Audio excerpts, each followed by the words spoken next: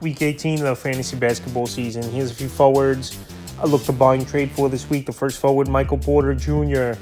of the Denver Nuggets. It's been a solid season here for Porter Jr., but his numbers have definitely taken a hit besides his rebound numbers the last few weeks. On the year, 18.5 a game, 6.8 boards, 2.2 assists, 2.6 threes, and 50% from the field. But like I said, the last 2 weeks, 14.7 a game, 9 boards, 2.2 assists, 2 threes, and 39% from the field. So the field goal down 11% over the last couple weeks here for Michael Porter, but he's still helping rebounding the basketball in a good way. So last month he was going off early in February. He was Michael Porter, but he's fizzled out besides the one big game February 28th. February 27th at the Bucks, 12 points, 10 boards, 3 assists, a steal, 2 threes, 22% from the field. February 28th at the Pistons, a big game, 28 points, 9 boards, and assists, 6 threes, 66% from the field. The March 2nd at the Celtics, 10 points, 5 boards, 2 assists, a steal, 2 threes, 33% from the field. So Michael Porter, it's been a solid season for the most part, but like I said, his numbers have definitely dropped off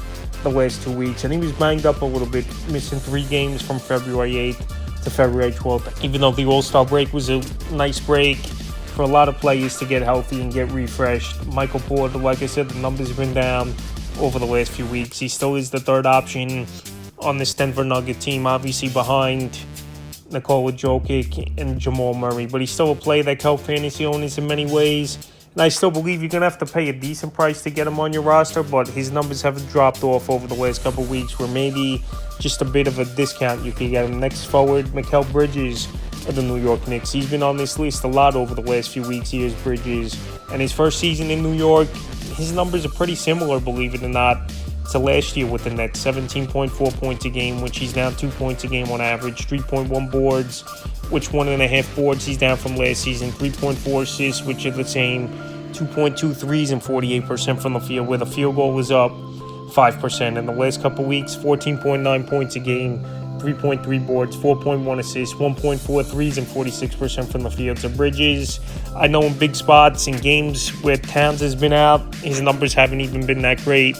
We're on this Knicks team, he's arguably the third or fourth option behind Brunson, Towns, and if you want to put him and OG Anunoby in there on the offensive end. February 28th in Memphis, 15 points, 2 boards, 3 assists, 2 blocks, 50% from the field. March 2nd in Miami, 5 points, 4 boards, 8 assists to 3, 18% from the field. And March 4th versus the Warriors, 15 points, 4 boards, 4 assists, a block at 3, 46% from the field. So like I said, Bridges, his numbers have been up and down scoring the basketball, but he's going to get some rebounding, assist numbers as well.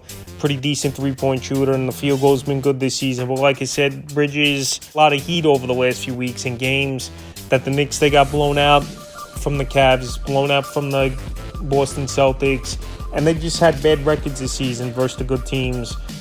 Obviously, with the Thunder, Celtics, and Cavs, they've been blown out a majority of those ball games where Bridges has come up small. So right now, I still believe he's having a good season.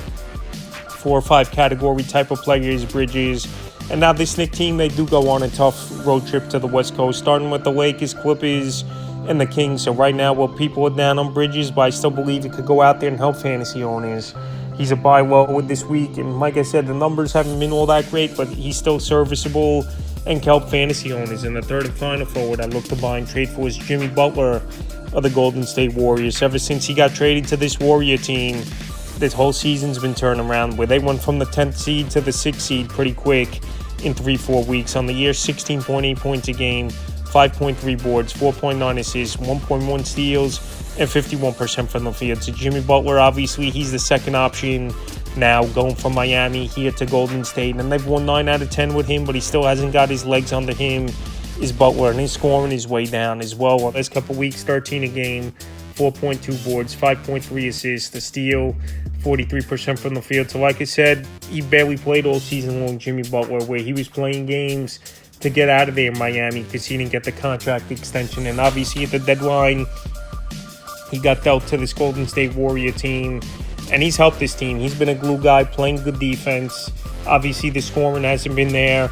Rebound numbers haven't been great as well. But like I said, Jimmy Butler, he's been a winner in this league, getting to the NBA Finals twice with huge underdogs, obviously with the Miami Heat, and now he's trying to help this Warrior team get there. But like I said, his fantasy numbers haven't been great, and he still has to acclimate to the playbook and get his legs under him. February 27th at Orlando, 5 points, 4 boards, 7 assists, a block, 14% from the field.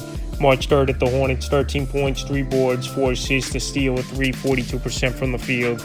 And March 4th at the Knicks, 19 points, 4 boards, 4 assists, 50% from the field. So Jimmy Butler, like I said, it's going to take him time to obviously get his numbers back, which fantasy owners, I believe, should go out there and try to make a bid for him before the deadline in the next couple days, where you don't got to pay a premium price. But as a whole, this Warrior team have been playing great basketball since Butler arrived, winning 9 out of 10 since he's been in the lineup. So right now, while Butler's numbers haven't been great, and he's still getting acclimated to this Warrior team, he's a buy low forward this week. So that's a few forwards I look to buy and trade for before the deadline hits March 7th in most fantasy leagues, Week 18 of the season.